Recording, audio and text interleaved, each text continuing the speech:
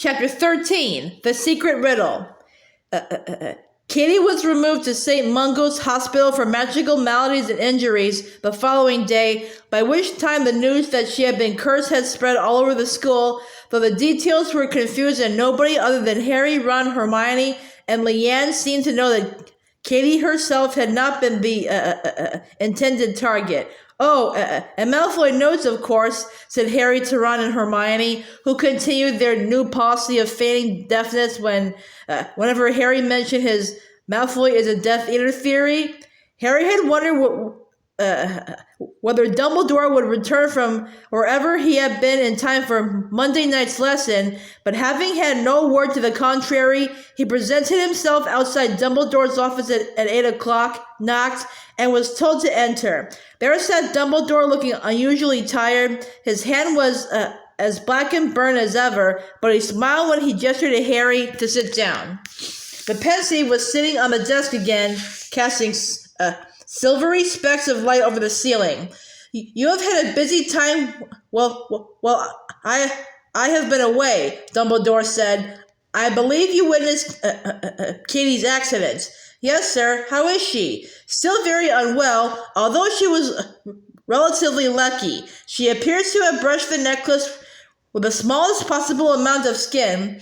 There was a tiny hole in her glove. Had she put it on, had she even held it in her ungloved hand, she would have died, perhaps instantly. Lucky Professor Snape was able to do enough to prevent the rapid spread of the curse. Why him? Asked Harry quickly. Why not Madame Pomfrey?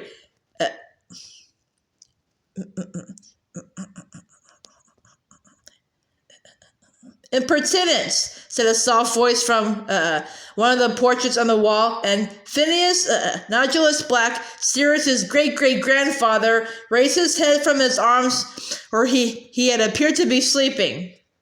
I would not have permitted a student to question the way Hogwarts operated in my day. Yes, thank you, Phineas, said Dumbledore quellingly. Professor Snape knows much more about the dark arts than Madame Pomfrey, Harry. Anyway, the St. Mungo staff are sending me hourly reports, and I am hopeful that Katie will make a full recovery in time. Where were you this weekend, sir? Harry asked, disregarding a strong feeling that he might be pushing his luck, a feeling apparently shared by Phineas Nodulus, who hissed softly. I would rather not say just now, said Dumbledore. However, I shall tell you in due course. You will? Said Harry, startled. Yes, I expect so, said Dumbledore, withdrawing a fresh bottle of silver memories from inside his robes and uncorking it with a part of his wand. Sir, said Harry tentatively, I meant Mundungus and Hogsmeade. Ah, yes, I am already aware that Mundungus has been treating your inheritance with light-fingered contempt, said Dumbledore, frowning a little. He has gone to ground since you accosted him outside the Three Broomsticks. I rather think he dreads facing me. However, rest assured that he will not be making away with any more of Sirius's old possessions. That mangy old half-blood has been stealing black heirlooms, said Phineas Nodulus, incensed, and he stalked out of his frame, undoubtedly to visit his portrait in number 12 Grimmauld Place. Professor, said Harry, after a short pause, did Professor McGonagall tell you what I told her after Katie got hurt about Draco Malfoy? She told me of your suspicions, yes, said Dumbledore. And do you? I shall take all appropriate measures to investigate anyone who might have had a hand in Katie's accident, said Dumbledore. But what concerns me now, Harry, is our lesson. Harry felt slightly resentful at this. If their lessons were so very important, why had there been such a long gap between the first and second? However, he said no more about Draco Malfoy, but watched as Dumbledore poured the fresh memories into the Pensieve and began swirling the stone basin once more between his long-fingered hands. You will remember, I am sure, that we left the tale of Lord Voldemort's beginnings at the point where the handsome Muggle, Tom Riddle, had abandoned his witch wife, Merope, and returned to his family home in Little Hangleton. Merope was left alone in London, expecting the baby who would one day become Lord Voldemort. How do you know she was in London, sir? because of the evidence of one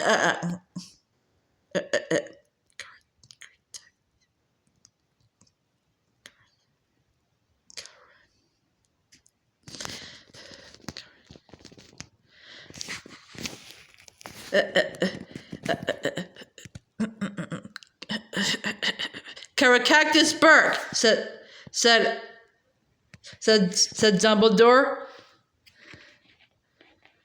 who, by an odd coincidence, helped found the very shop whence came the necklace we have just been discussing.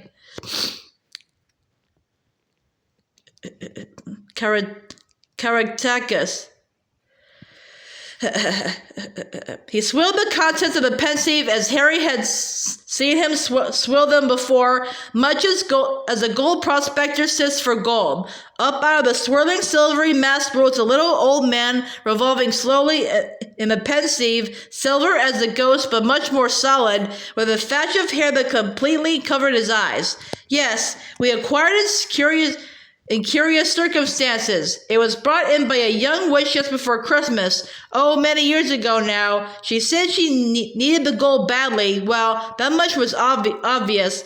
Covered in rags and pretty far along. Going to have a baby, see. She said the locket had been Slytherin's. Well, we hear this sort of story all the time. Oh, this was Merlin's. This was his favorite teapot. But when I looked at it, it had his mark all right, and a few simple spells were enough to tell me the truth. Of course, that made it near enough priceless. She didn't seem to have any idea how much it was worth. Happy to get 10 galleons for it. Best bargain we ever made. Dumbledore gave the pensieve an extra vigorous shake and...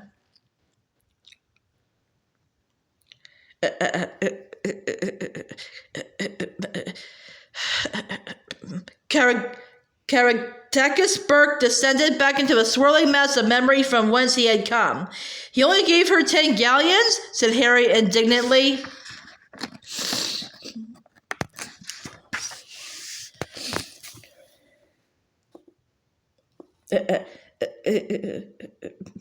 Caractacus Burke was not famed for his generosity, said Dumbledore, so we know that near the end of her pregnancy, Merope was alone in London and in desperate need of gold, desperate enough to sell her one and only valuable possession, the locket that was one of Marvolo's treasured family heirlooms. But she could do magic, said Harry impatiently. She could have got food and everything for herself with magic, couldn't she? Ah, said Dumbledore, perhaps she could, but it is my belief, I am guessing again, but I am sure I am right, that when her husband abandoned her, Merope stopped using magic. I do not think that she wanted to be a witch any longer. Of course, it is also possible that her unrequited love and the attendant despair sapped her out of her powers. That can happen. In any case, as you are about to see, Merope refused to raise her wand even to save her own life.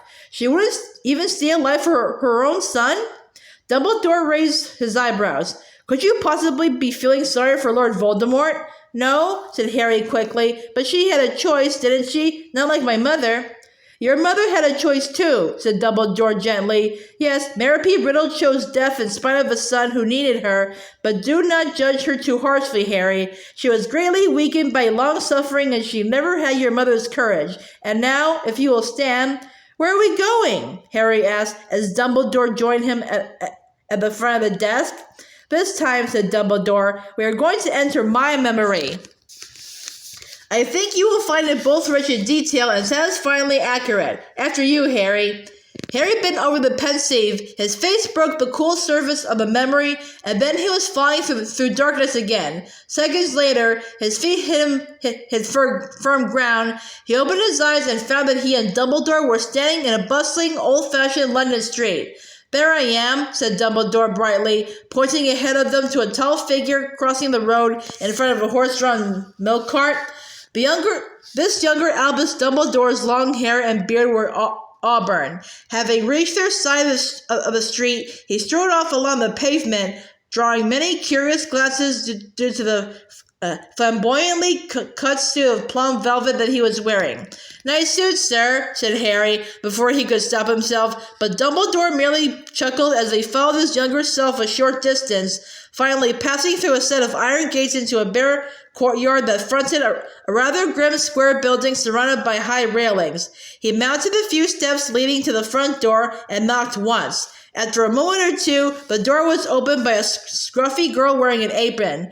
"Good afternoon. I have an appointment with a Mrs. Cole, who I believe is a matron here." "Oh," said the bewildered-looking girl, taking in Dumbledore's eccentric appearance. Just a mo. Mrs. Cole," she bellowed over her shoulder. Harry heard a distant voice shouting something in response. The girl turned back to Dumbledore. "Come in. She's on her way." Dumbledore stepped into a hallway tilted, tiled in black and white. The whole place was shabby but spotlessly clean. Harry and the older Dumbledore followed. Before the front door had closed behind them, a skinny, harassed-looking woman came scurrying toward them. She had a sharp-featured face that appeared more anxious than unkind, and she was talking over her shoulder to another apron helper as she walked toward Dumbledore. And take the iodine upstairs to Martha. Billy Stubbs has been picking his scabs, and Eric Wally's oozing all over his sheets. Chicken pox on top of everything else," she said to nobody in particular. And then her eyes fell upon Dumbledore, and she stopped dead in her tracks, looking as astonished as if a giraffe had just crossed her threshold. "Good afternoon," said Dumbledore, holding out his hand. Mrs. Cole simply gaped. "My name is Albus Dumbledore. I sent you a letter requesting an appointment, and you very kindly invited me here today." Mrs. Cole blinked. Apparently deciding that Dumbledore was not a hallucination, she said feebly, Oh, yes. Well then, you better come into my room. Yes." She led Dumbledore into a small room that seemed part sitting room, part office. It was as shabby as the hallway, and the furniture was old and mismatched. She invited Dumbledore to sit on a rickety chair and seated herself behind a cluttered desk, eyeing him nervously.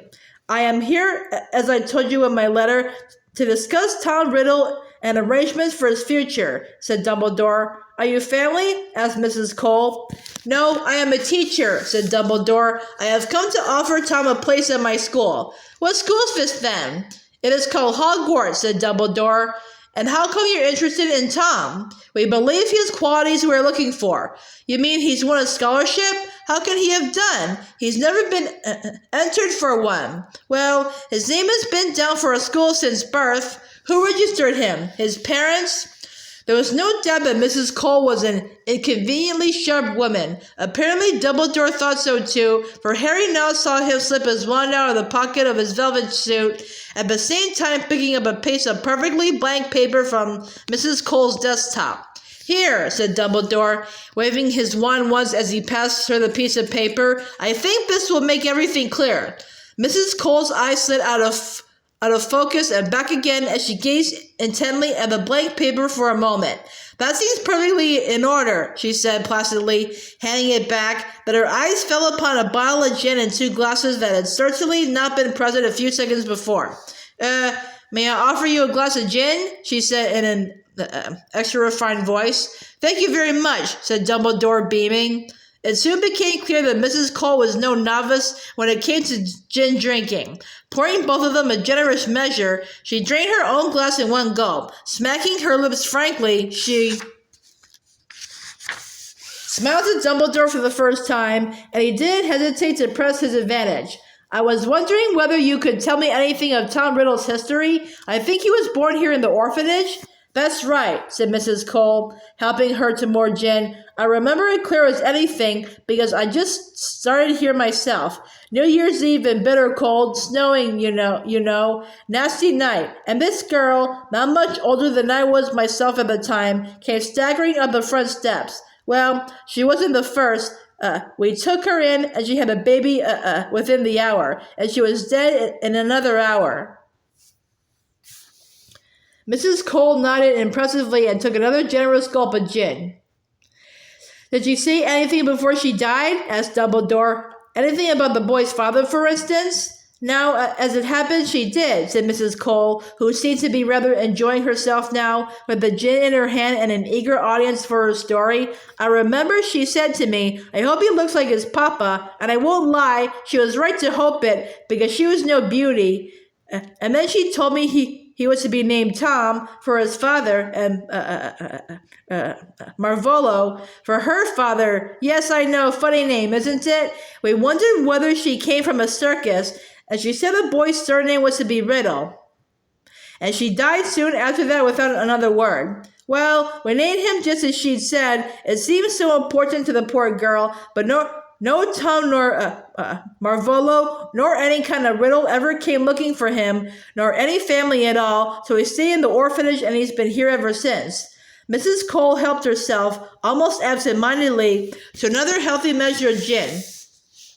2 pink spots had appeared high on her cheekbones. Then she said, He's a funny boy. Yes, said Dumbledore. I thought he might be. He was a funny baby, too. He hardly ever cried, you know. And then, when he got a little older, he was odd.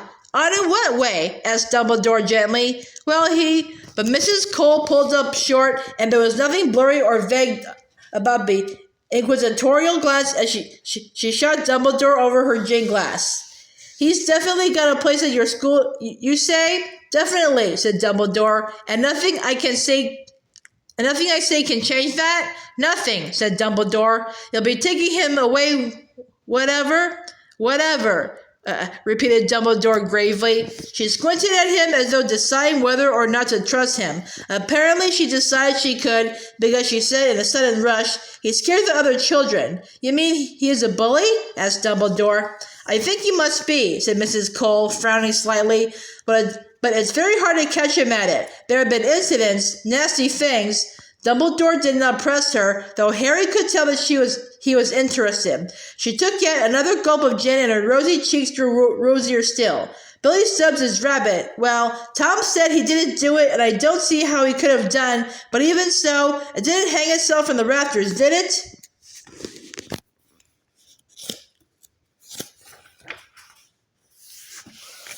I shouldn't think so, no, said Dumbledore quietly, but I'm jiggered if I know how he got up there to do it. All I know is he and Billy had argued the day before, and then Mrs. Cole took another swig of gin, sobbing a little over her chin this time. On the summer outing, we take them out, you know, once a year to the countryside or to the seaside. Well, Amy Benson and Dennis Bishop were never quite right afterwards. And all we ever got out of them was that they got into a cave with Tom Riddle. He swore they'd just gone exploring, but something happened in there, I'm sure of it. And, well, there have been a lot of things, funny things. She looked around at Dumbledore again, and though her cheeks were flushed, her gaze was steady. I don't think many people will be sorry to see the back of him. You understand, I'm sure, that we will not be keeping him permanently, said Dumbledore. He will have to return here, at the very least, every summer. Oh, well, that's better than a whack in the nose with a rusty poker, said Mrs. Cole with a slight hiccup. She got to her feet, and Harry was impressed to see that she was quite steady, even though 2/3 of the gin was now gone. I suppose you'd like to see him? Very much, said Dumbledore, rising too. She led him out of her office and up the stone stairs, calling out instructions and admonitions to helpers and children as she passed. The orphans, Harry saw, were all wearing the same kind of grayish tunic. They looked reasonably well cared for, but there was no denying that this was a grim place in which to grow up. Here we are, said Mrs. Cole, as they turned off the second landing and stopped outside the first door in a long corridor. She knocked twice and entered. Tom, you've got a visitor. This is Mr. Dumberton. Sorry, Dunderbore. He's come to tell you, well, I'll let him do it.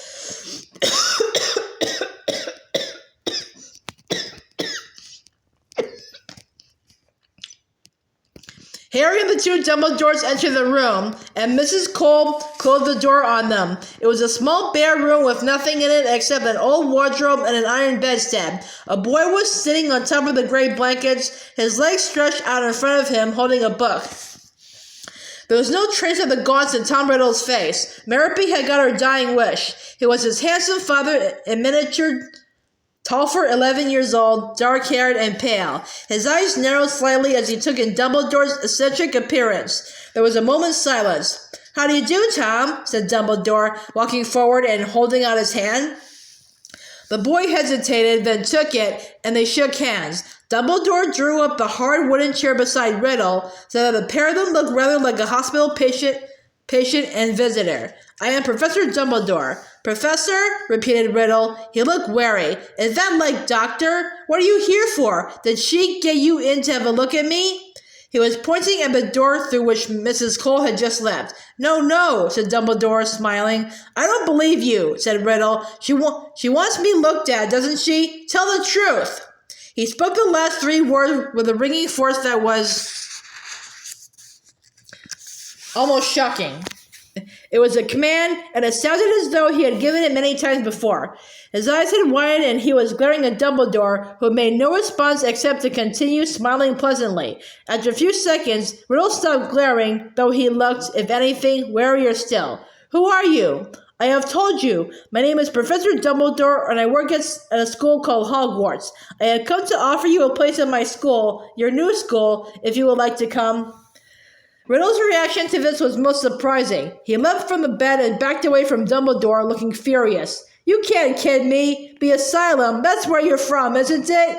"Professor, yes, of course. Well, I'm not going, see? But I don't catch the one who should be in the asylum. I never did anything to little Amy Benson or Dennis Bishop, and you can ask them. They'll tell you." "I am not from the asylum," said Dumbledore patiently. "I am a teacher, and if you will sit down calmly, I shall tell you about Hogwarts. Of course, if you would rather not come to the school, nobody will force you." "I like to see them try," sneered Riddle. "Hogwarts," Dumbledore went on, as though he had not heard Riddle's last words, "is a school for people with special abilities." "I'm not mad. I know that you are not mad. Hogwarts is not a school for mad people. It is a school of magic." There was silence. Riddle had frozen, his face expressionless, but his eyes were flickering back and forth between each of Dumbledore's, as though trying to catch one of them lying. "Magic?" he repeated in a whisper. "That's right," said Dumbledore. It's magic. What can I do?" What is it you can do?" "All sorts," breathed Riddle. A flush of excitement was rising up his neck into his hollow cheeks. He looked fevered. "I can make things move without touching them. I can make animals do what I want them to do without training them. I can make bad things happen to people who annoy me. I can make them hurt if I want to." His legs were trembling. He stumbled forward and sat down on the bed again, staring at his hands, his head bowed as though in prayer. "I knew I was different," he whispered to his own quivering fingers. "I knew I was special. Always, I knew there was something." "Well, you were quite right," said Dumbledore, who was no longer smiling, but watching Riddle intently. "You are a wizard." Riddle lifted his head. His face was transfigured. There was a wild happiness upon it, yet for some reason it did not make him better looking. On the contrary, his finely carved features seemed somehow rougher, his expression almost bestial. "Are you a wizard too?" "Yes, I am." "Prove it," said Riddle at once, in the same commanding tone he had used when he said, "Tell the truth." Dumbledore raised his eyebrows. "If, as I take it, you are accepting your place at Hogwarts—" "Of course I am. Then you will address me as Professor or Sir."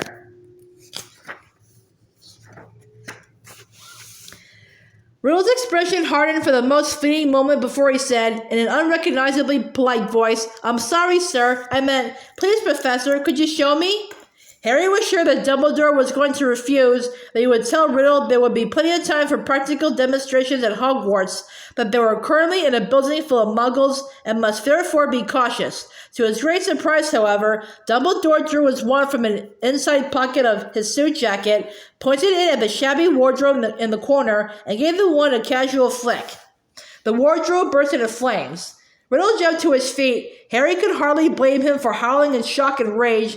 All his worldly possessions must be in there. But even as Riddle rounded on Dumbledore, the flames vanished, leaving the wardrobe completely undamaged.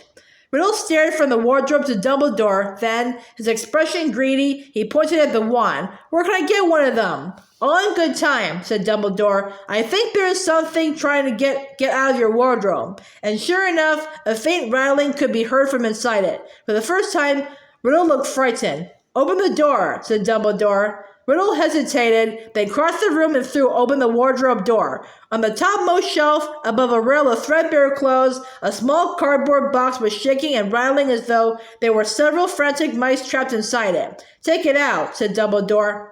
Riddle took down the quaking box. He looked unnerved. Is there anything in that box that you ought not to have? Asked Dumbledore.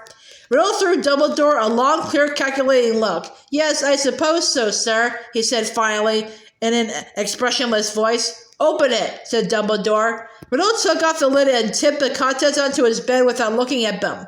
Harry, who had expected something much more exciting, saw a mess of small everyday objects, a yo-yo, a silver thimble, and a tarnished mouth organ among them. Once free of the box, they sat quivering and lay quite still upon the thin blankets.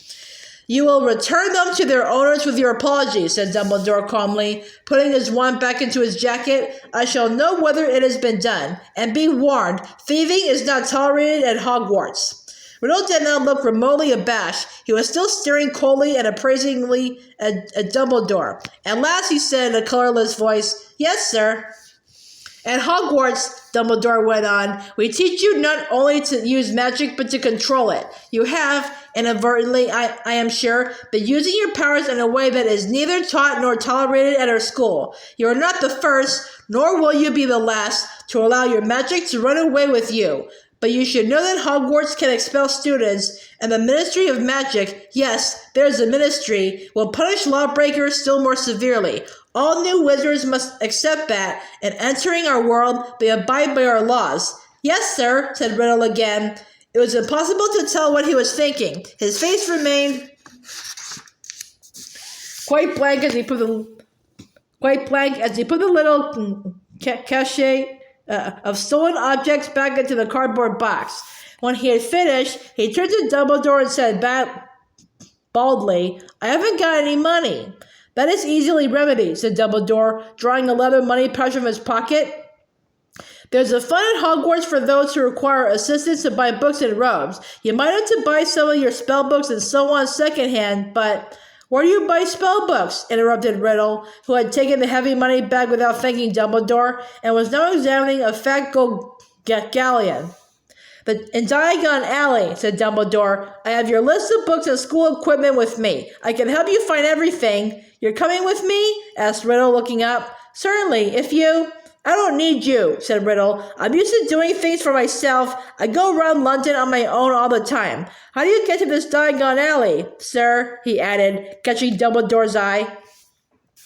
Harry thought that Dumbledore would insist upon accompanying Riddle, but once again he was surprised. Dumbledore handed Riddle the envelope containing his list of equipment, and after telling Riddle exactly how to get to the leaky cauldron from the orphanage, he said, You will be able to see it, although muggles around you, not magical people that is, will not. As for Tom the barman, easy enough to remember as he shares your name. Riddle gave an irritable twitch as though trying to displace an irksome fly. You dislike the name Tom? There are a lot of Toms, muttered Riddle. Then, as though he could not suppress the question, and though it burst from him in spite of himself, he asked, Was my father a wizard? He was called Tom Riddle too, they've told me. I'm afraid I don't know, said Dumbledore, his voice gentle. My mother can't have been magic, or she wouldn't have died, said Riddle, more to himself than Dumbledore. It must have been him. So, when I've got all my stuff, when do I come to this Hogwarts? All the details are on the second piece of parchment in your envelope, said Dumbledore. You will leave from King's Cross Station on the 1st of September. There is a train ticket in there, too. Riddle nodded. Dumbledore got to his feet and held out his hand again. Taking it, Riddle said, I can speak to snakes. I found out when we've been to the country on trips. They find me, they whisper to me. Is that normal for a wizard? Harry could tell that he had withheld mentions of the strangest power until that moment, determined to impress. It is unusual, said Dumbledore, after a moment's hesitation, but not unheard of.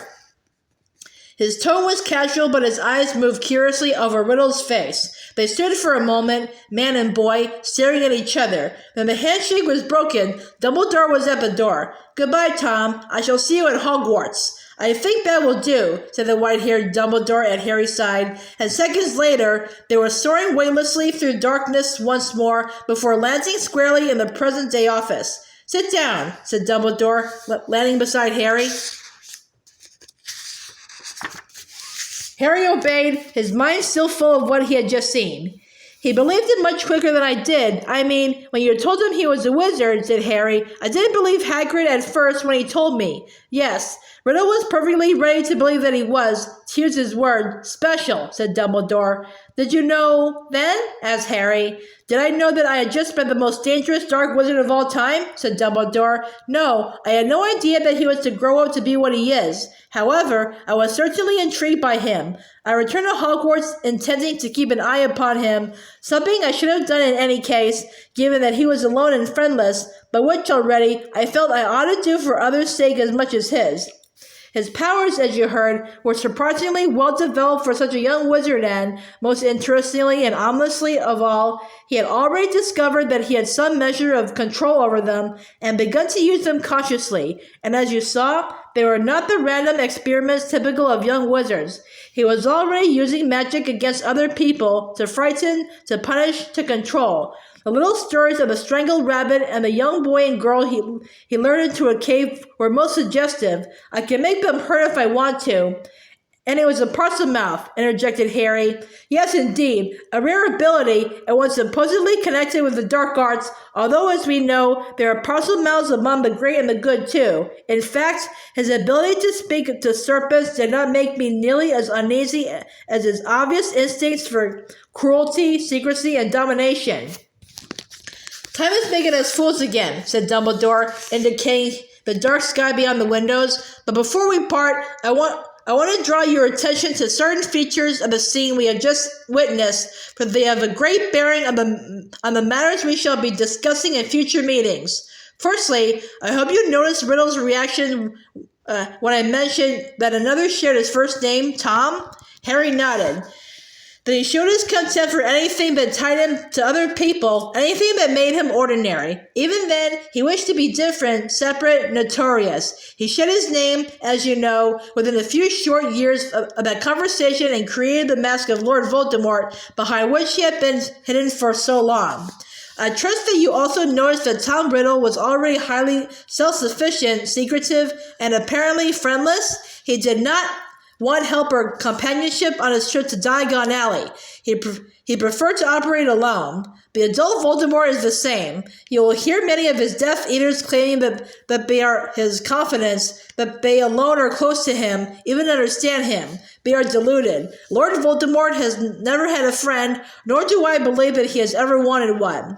And lastly, I hope you are not too sleepy to pay attention to this, Harry. But young Tom Riddle liked to collect trophies. You saw the box of stolen articles he had hidden in his room. These were taken from victims of his bullying behavior, souvenirs, if you will, of particularly unpleasant bits of magic. Bear in mind this magpie-like tendency for this particularly will be important later. And now, it really is time for bed. Harry got to his feet.